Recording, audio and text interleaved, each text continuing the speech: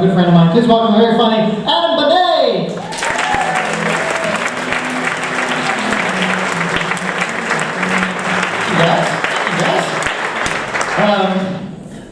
Oh, jeez. So right now, the best thing about being a Vermonter abroad right now is Bernie Sanders, you guys. Because that reaction happens even in New York. Whereas, like, I thought, Bernie Sanders, obviously we all love Vermont, but, like, we all love Tom Messner too, right? See, that doesn't happen in New York. They have to be like, he's this kind of, like, leathery-skinned weatherman who everyone knows for some reason. But everybody loves Bernie all over the place, which is great.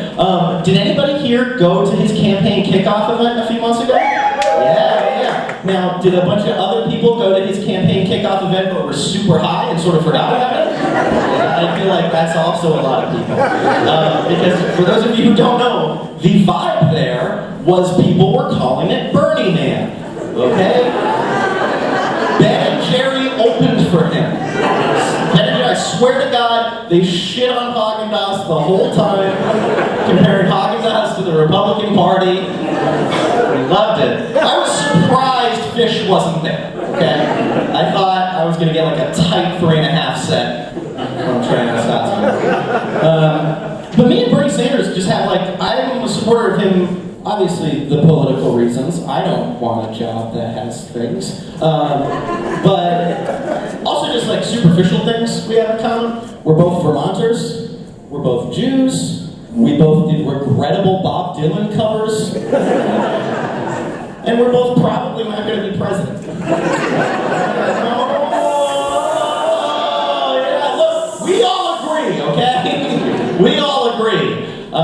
It's just that there's like other parts of the country that are not going to vote for somebody who looks like if Doc Brown from Back to the Future were a liberal arts professor. It hurts me the most, guys. It hurts me the most, okay? You all have jobs. But Bernie would have to fuck up so royally to lose my support. I'm gonna, like, fucking campaign for him. I'm gonna do everything I can.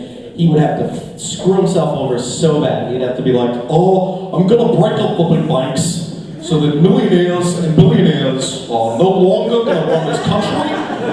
And after that, I'm gonna halt production of any more Star Wars movies. We don't need them. Be like, oh, I need them.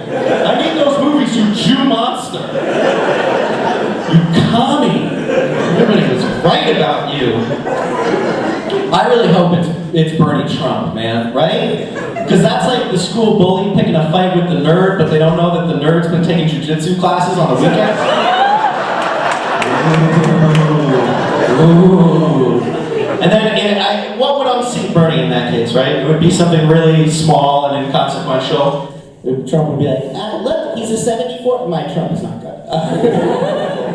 Hey, he's a 74-year-old man, he's an old man, and he had rabies. Look it up. I'm not making this up. You can look it up for yourself. He had rabies. We'd all be like, oh, Trump, that's such bullshit. That's just a bold-faced lie. Until Bernie was then like, it was the 1980s, it was Vermont. I was doing a lot of hiking. I did have the rabies disease. I got rid of it. I no longer have rabies. That's what we do.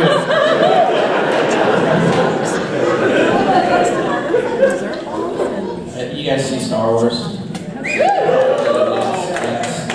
Yes, I did.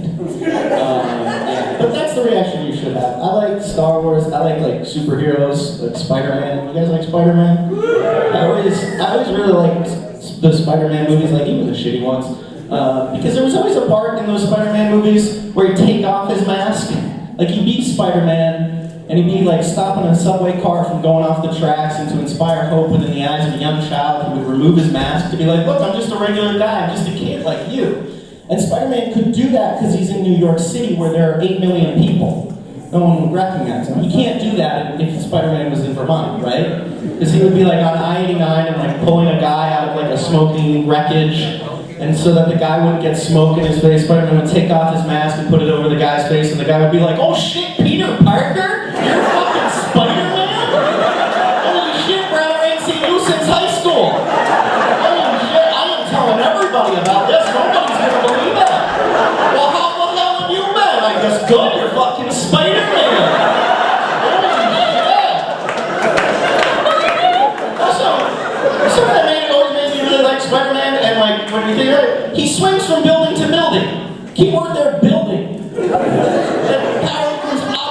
in Vermont. I'd be like, okay, my spider sense says there's a robbery about to go down in Rutland. Route 7 is right here. You just have to walk there. Still really fast.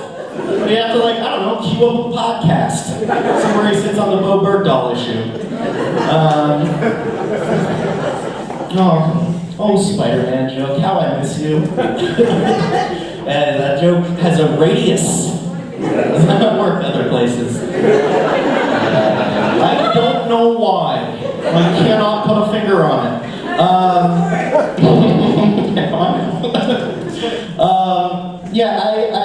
I moved to New York, and not all of my dreams have come true, but some of them have so far. Okay, I've been there a year. A few of my dreams have come true. Finally got to see the Knicks play in Madison Square Garden, something I've been wanting to do since I was like 7 years old. I saw the Knicks play. I was able to do that last year because the Knicks were fucking terrible. Oh my gosh. They could not give tickets away faster. Like, the Knicks were so bad, like, a Vermont team could beat them. And I don't mean, like, Taylor Coppenrath and TJ Sorrentine. I mean, like, the five of us schmucks you're seeing today.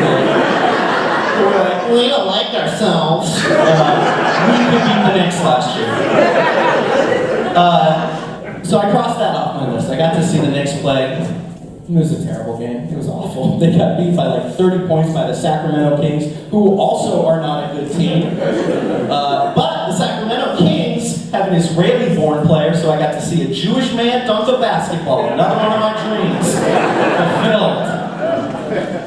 And the game was so bad that by the end, people were like done, like even done with booing. You guys know how, like, in New York Knicks games, Yankee games, LA Laker games, they always have, like, celebrities there? They show them on the TV. They showed them on the Jumbotron, too. And at our game was Tom Hanks. So every time people threw him up on the Jumbotron, people went nuts, because he's Tom Hanks, right? By the end of the game, people were so fed up with the Knicks that they just were cheering for Tom Hanks. Literally going, Tom Hanks, Tom Hanks, Tom Hanks. And, you know, God bless them, they threw him up on the Jumbotron, and even in the fourth quarter when the Knicks were down by 30, Tom Hanks was up on the Jumbotron, smiling, laughing, looking like he was having a great time because he's a really good actor. In his head, he was like, I'd rather be my character from Castaway. Okay, I need this. Oh my gosh. It's been hard finding work. Ooh, yeah, this is sad now.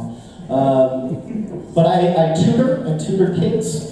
And I work for a company that has me tutoring kids on tests from anywhere from like high school, but also down to third grade. I had to tutor third graders on the standardized test. They were having none of that.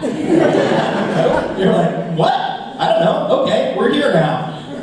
And I thought, I was like, I'm gonna do something to fuck and like say fuck him or something like that. And I made it until the last day, until an awkward situation came out. I was going around and giving all the kids pointers. They were taking the test that weekend. I was giving every kid a pointer. I forgot to give Aaliyah a pointer because she was my favorite student. She was super bright. She didn't need any tips, right?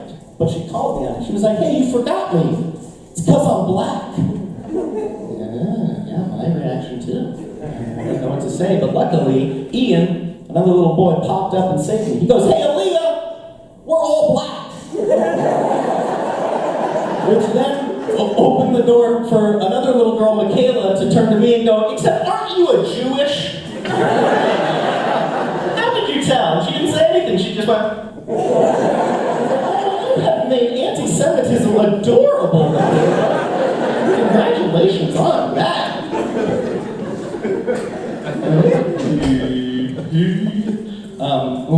That's so much time. That's so much time. And so few things written because it's hard.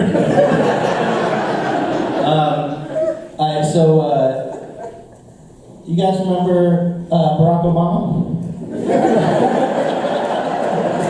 Fucking nailed that intro. You guys remember the President of the United States for the past 8 years? I think it was great that, like, fucking Obama never had to come here for him to win our state, right? Like, we go blue all the time, but, like, we went particular, like, he didn't have to campaign here or anything. The couple of times that he went here, he didn't really have to do anything to win us over. He just could stand up and be like, thank you, Vermont. You all don't want to hear my boilerplate political speech. You don't want to hear Washington rhetoric.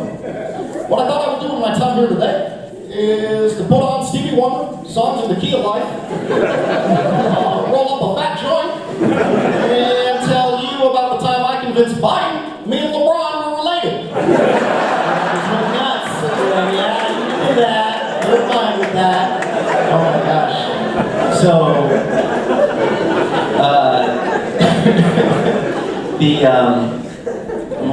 I'm about to show you the man behind the curtain. When I wrote that joke, it was a very relevant punchline about the movie Inception.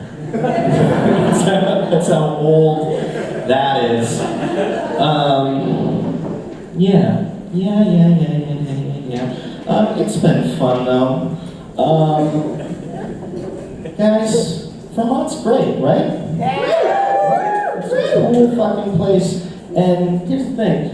I was trying to reason like why Vermont audiences are so fucking good, and it's because you're all so fucking happy. You're just all so happy. Thank you for coming out here. Thank you for supporting this show and CVOEO. It's a great organization. I got nothing else. Thank you so much.